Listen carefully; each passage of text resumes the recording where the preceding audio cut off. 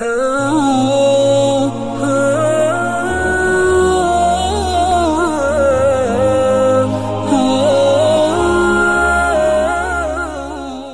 के नीचे सब्सक्राइब के बटन पर क्लिक करें, बेल के आइकॉन पर क्लिक कीजिए ताकि हर नई वीडियो की नोटिफिकेशन आपको मिले। वैसे तो जो दुआएं वज़ाइफ मैं बताया करता हूँ उसकी उमूमी इजाज़त होती है, स्पेसिफिक किसी एक को इजाज़त देना ज़रूरी नहीं। किसी एक को दे भी दी तो आप जो जितने भी लोग सुनते हैं तो मेरी तरफ से सबको दिली इजाज़त होती है, वो मेरे जो वज़ाइफ कर सकते हैं। अगर वो सेम उनका मसला है तो बिल्कुल कर सकते हैं।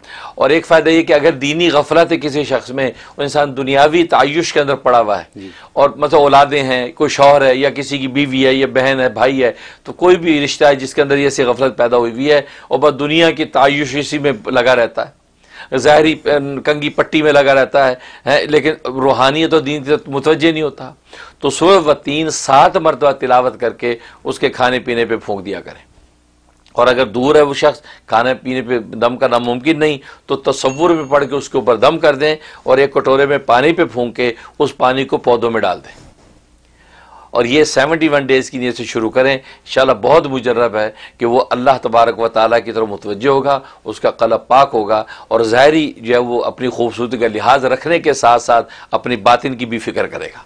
क्या बात है, क्योंकि ज़ाहिरी खूबसूरत लिहाज रखना माना नहीं है, लेकिन बातिन से गाफिल होना माना है जी। लिहाजा दोनों करेगा तो जो है रब्बना आतिना फिद दुनिया हसना, दुनिया में भी हसना पाएगा, व फिल आखिरती हसना, आखिरत में भी हसना पाएगा।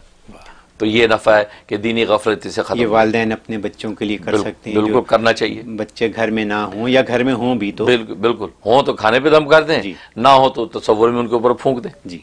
तो ये इसके बेनिफिट्स हैं।